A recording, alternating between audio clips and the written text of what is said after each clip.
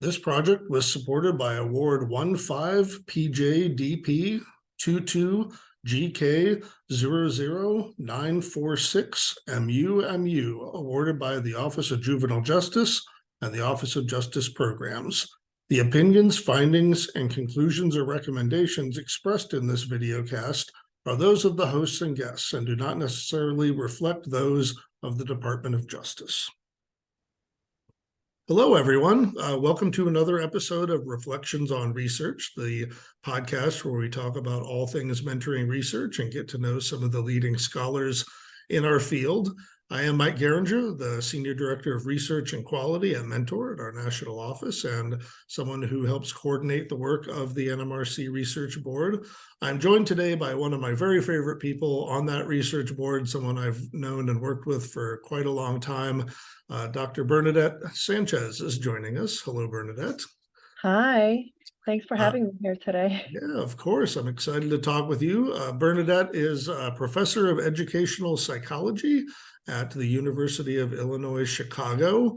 The Fighting Flames, I believe. I had to look that up. I'm usually pretty good with school mascots, but I have to admit, I didn't. I'm like, is it the Bulldogs? Is it something like that? It's the Flames, which I have to assume is a reference to the Great Fire in Chicago, which is kind of funny. It's like making, is there a college in Germany that's the Hindenburgs or something? I'm like, that seems a little cold. People died in that fire, but the Flames is a good mascot. Yeah, and I have to look up the history. I've been at UIC a few years. I did go to school there, so I should know this, but I should look up the history of how they came up with this, but that would be a good guess. Yeah, because I would think the people of Chicago would be like, it's too soon for Flames, man. Exactly. Like, use something else. Yeah. But you have been at DePaul, which they are the Blue Demons, which is another like fantastic mascot. So you're on quite a good run of mascots there. I know. I went from the Demons to the Flames. I thought that's kind of funny. Sensing a theme, Bernadette. Exactly. What's going on here? Well, thank you for joining us. There's a bunch of stuff I want to ask you about here, but I'll start by asking you the same question I've asked all my podcast guests this season, which is, how did you get into mentoring research? When I've asked others here, we've heard some pretty winding journeys and odd tales of how people found themselves in the world of mentoring. So if you don't mind, how did you find yourself doing work in this space? Yeah, so I've actually stumbled into mentoring. It wasn't something that I sought out. I didn't go to school to study mentoring. So when I went to graduate school, I was interested in education and Latino youth. And I was interested in the issue of school dropout and how can we prevent, young people from dropping out of high school. And the person that I worked with in grad school did research on that with Chicago Public schools and looking at the transition from middle school to high school and how to ease the transition to make it a better experience for students and help them stay in school. And she was also an expert, on Latino youth. And in that work, she had collected all this data surveys, from Latino ninth grade students. And she had some questions in there about mentoring. And I thought, oh, this is kind of interesting. And then at the same time, I was reading the literature on school dropout, and a lot of it was very deficit focused, to focus on all the problems, that Latino youth have in their families and their communities. It was sort of blaming families and the individuals, for dropping out of school. And then I started thinking, oh, I'd rather take like a strengths-based perspective, on what's working well, in the community. And the questions that she was asking in her survey was about natural mentoring.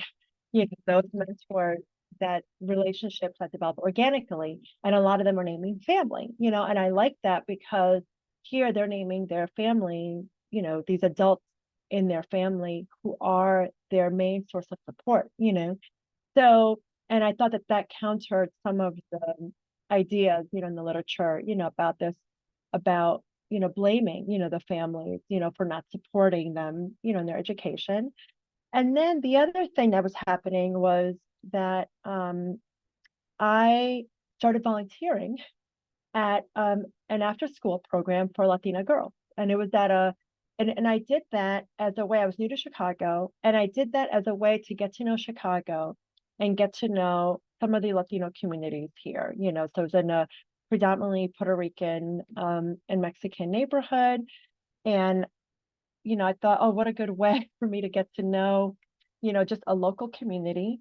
And it was a program that was focused on Latina girls and help and supporting them, in their education. So it was an after school program. They met once a week. And then as part of that program, I was volunteering. There was a woman who was running this program, and she asked me during the school year, can you develop a mentoring program? You're at UIC, you're a graduate student, you have access to college students. Can you find, she wanted me to get Latina women college students to serve as mentors for them. So then I developed a small mentoring program, and then I failed miserably. So I did all the things you're not supposed to do with building a program. I developed it, but there was nothing after that. Like I didn't have the support and infrastructure to help them, like I recruited the mentors. I put the orientation together. We did like a nice little meetup, where all the college students and the high school girls met one another and they paired up, but there was no follow through. Like, I was a volunteer. I didn't know what I was doing. So somehow my world in this first year, as a graduate student in Chicago became about mentoring, so I was volunteering in this program. They asked me to do mentoring. I'm looking at this research that my mentor is doing, and I see she has some questions about mentoring. And coincidentally, my mentor from graduate school went to school with Jean Rhodes. And she's like, oh, I know this woman. Her name is Jean Rhodes. She does all this mentoring research. I got the survey questions from her. You may want to talk to her. So that was the beginning of my mentoring journey. Little did I know that I would spend the next, I don't know how long has it been now, almost 30, oh my gosh, almost 30 years that I've been doing this because I went to grad school in the late 90s. Yeah. So, but even then when I was doing this work, I was not thinking like, I'm going to become a mentoring research. Like I just kept doing this work, and I was really enjoying what I was learning, the people that I was meeting, like the practitioners who were doing this work. I just ended up having more and more questions, as time went on. Other people had questions. And then next thing you know, I'm still doing mentoring. Yeah, that's great. I didn't know that you had actually started a program yourself, and sorry to hear that it didn't go as well as it could have. But I feel like this is what we learn as a field and as practitioners, right? And it always Yeah. is weird to me. I think most people, when they start a program, they have this idea, there's a thing that they want to help address, or they just want to give some support to these kids, and then they start up, they get everyone matched, and they're like, we're done. And like, Yes, but that's it's what like, I no, that's thought. when the thing starts. Like you're just now at the starting line. You're not at the finish line. So Exactly. Yeah. Yeah.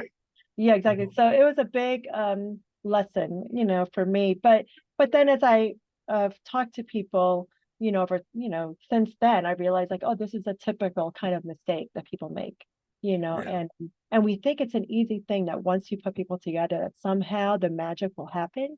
But it it takes more than that. It yeah, takes, support and resources, to be able to keep these relationships going, or to help them develop the relationship in the first place. yeah, yeah, Mhm. definitely. Well, you mentioned actually one of the things I wanted to talk with you about was Mhm. mentoring for Latino and Latina young people. Obviously, there is a wide diversity of folks that fall Mm. under that umbrella term. Mhm. So I don't want to paint with too broad of a brush, Mhm. but you've been working with those communities now for many, many years and trying to think about, the mentoring that they can need and can benefit from. What would you tell our audience about kind of working with those communities? And are there certain ways that mentors can be especially helpful and impactful for those young people, or does it look just like every other kind of mentoring for every other kid? Yeah, I guess I would say to think about, for both program staff and for volunteer mentors, to think about how mentoring fits within the existing social network and culture, of Latino youth. So, for example, for many Latino youth, like the values towards family, that's an important aspect of their lives. And and it's important that we think about how mentoring might complement the family system and the support that the family already provides without offending the family. So sometimes, and of course, I'm speaking in broad strokes. Like, as you said, there's a lot of diversity, and there's, those who are more acculturated and maybe family is not as important, or there's other things going on. But anyways, there's like in some traditional, more recent, immigrant families, they may not understand the concept of this outside person, who's from outside of the community or outside of the family system, coming in, wanting to help and be this other adult figure. And we don't want to offend the family or have them think that somehow we're taking the child away from the family.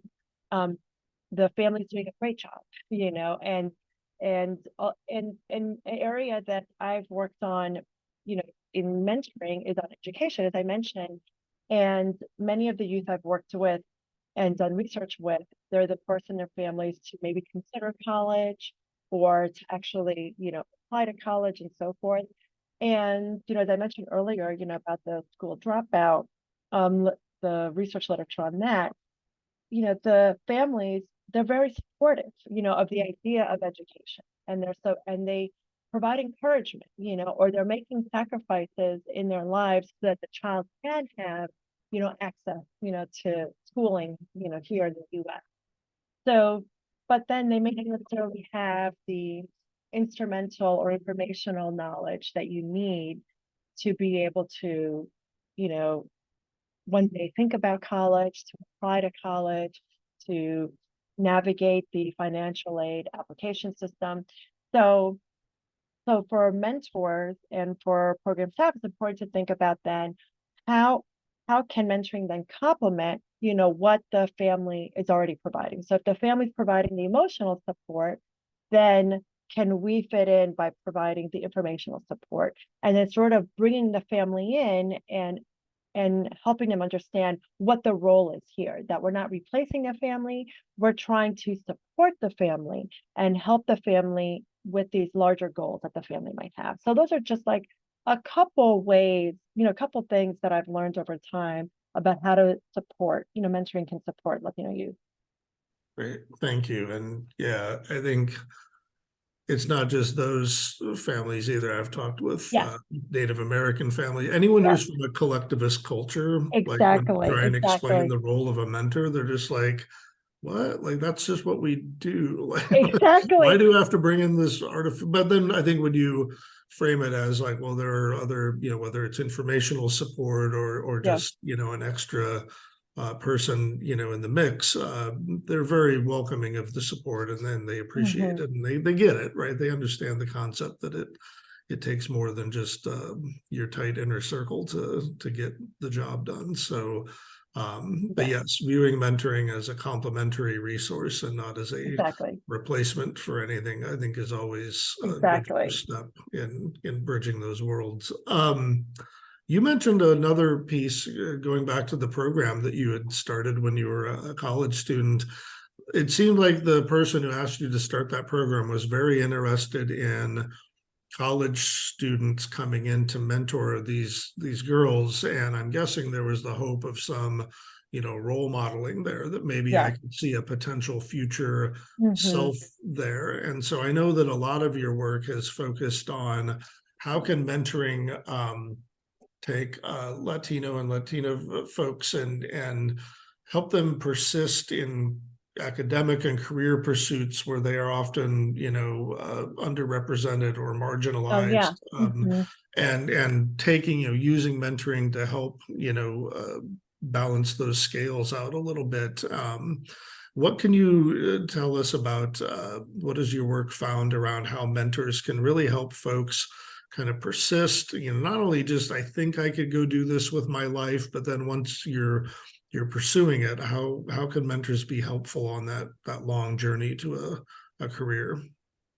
Yeah, we did a research project on a mentoring program that was focused on Latino students interested in the sciences. And and for the ideas that for the reasons that you mentioned, to try to increase the representation of Latinos in STEM fields and to pursue higher education and careers, And in that project, what we found now, the mentors for that program were graduate students in these fields and also faculty members. Now they weren't necessarily Latino themselves, most were not, but what we did find, and so there are some programs where they seek out individuals who are of the same race in those fields and like from similar communities and so forth. But in this one, it was not like that because took place at a particular setting and they just got volunteers from that setting and from this higher educational institution. But what they found, or what we found when we interviewed mentors, we interviewed the students, the Latino students themselves who were participating in this program, we interviewed staff, and we found that the mentors did one of two things. The first is that they connected the students to resources and information, such as like books, materials, that might help them in understanding the field better. They connected them to people who work in the field. So if you said to me, I'm interested in nursing, oh, I'm going to connect you to a nurse I know. And this nurse can tell you about how, they got into the field, maybe connect you to an opportunity, in nursing, like shadowing a nurse to see if this is something you'd even like doing. Like, does this it's an idea right now, but then when you see it in reality, would you like it? So they connect them to people who work in the field. They also connect them to opportunities like such as internships, volunteer opportunities, maybe opportunities to do research, so so I so that's where like you're increasing the social capital, of the young person because the family, many of these Latino students, they were the first to think about college and they did not have family members who were working in the sciences. So they needed to get connected to individuals who had those connections and had the information. So they did that. And then the other thing that mentors did, and I think this is, not a surprise, is that they provided emotional support. So information, resources, opportunities, it's not enough. You also have to get to know the young person and develop a relationship with them. So that included things like spending time with them, sharing personal experiences. Like, what was your experience like when you applied to college? Talking about like just other interests that you have outside your field. Like, what are the hobbies? Talking about topics other than science. So sometimes it was like they talk about popular culture, music and stuff like that. And by doing that, I noticed like some of the mentors, they started liking the youth. They like them as people.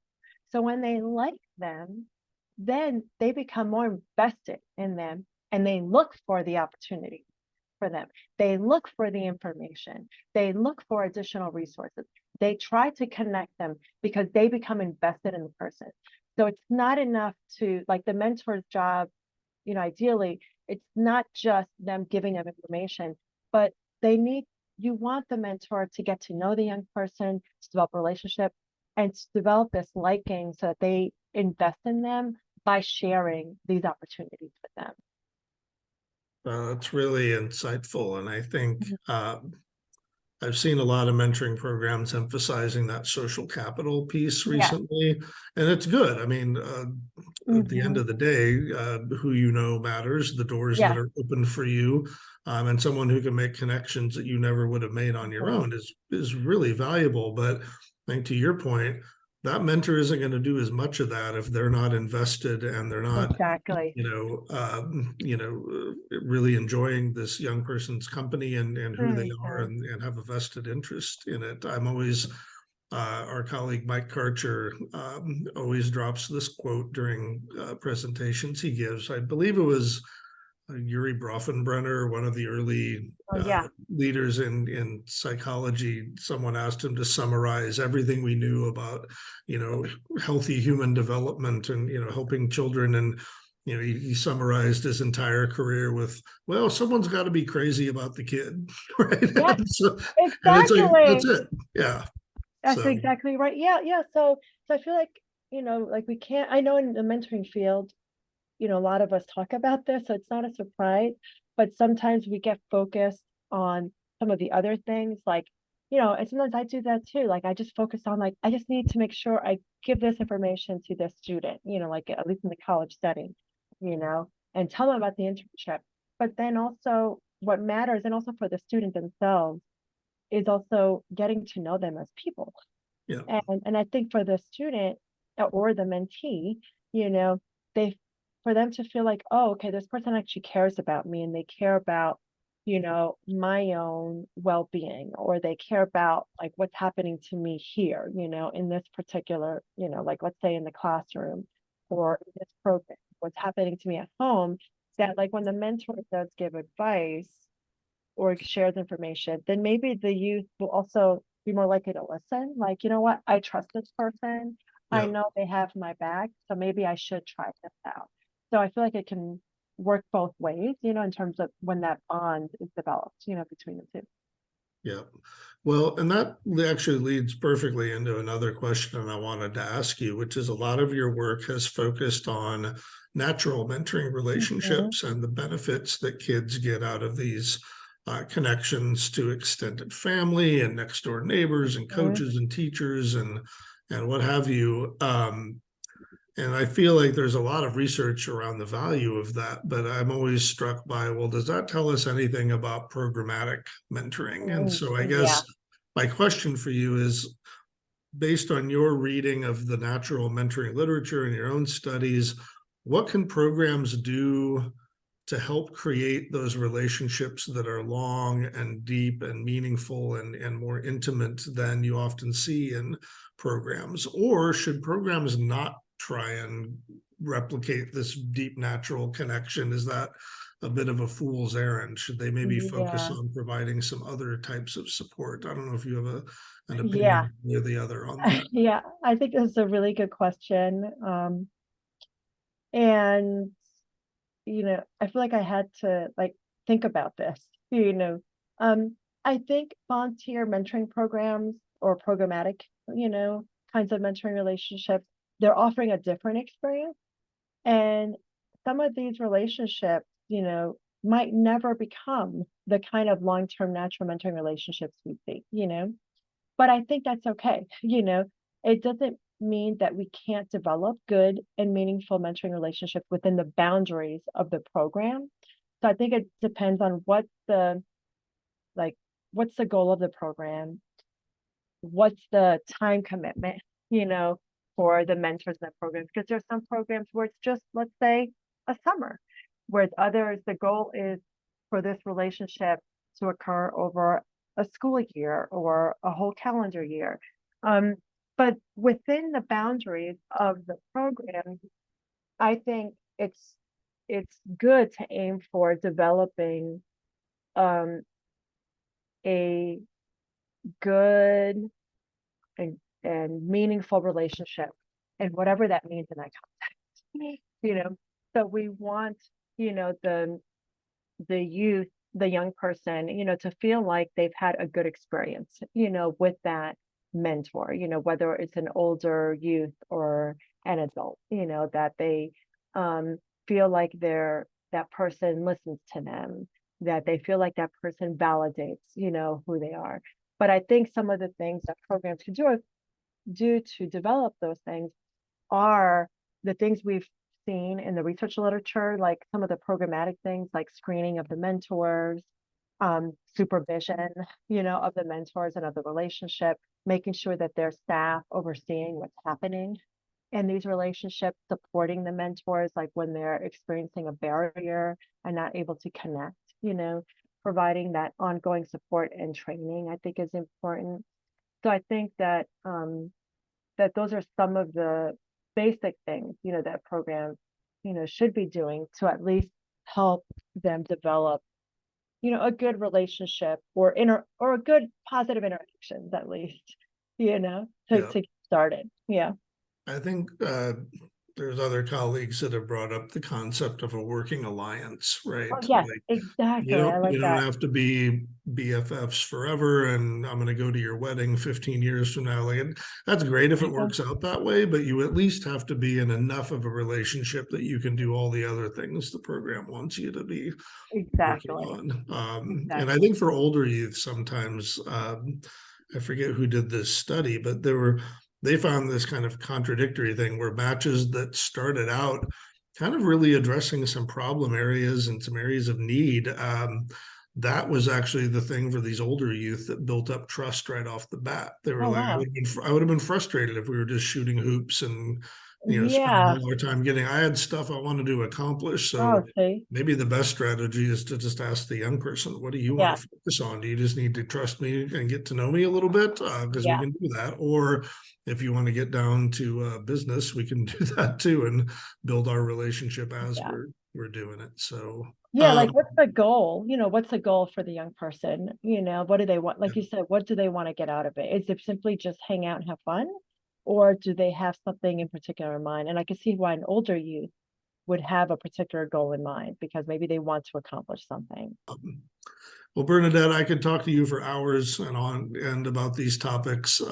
You've got such a great history of research and understanding on this field, but we do have to wrap up our interview. But I have one last question for Yeah. you. The bonus question that I am asking all of my guests this year on the podcast. It is a twist on the old 4 famous people are coming to dinner at your house, but my twist is I don't really care who the 4 people are, although you can tell me if you want. But I want to know what you are serving them to eat and what music is playing in the background during dinner. Okay.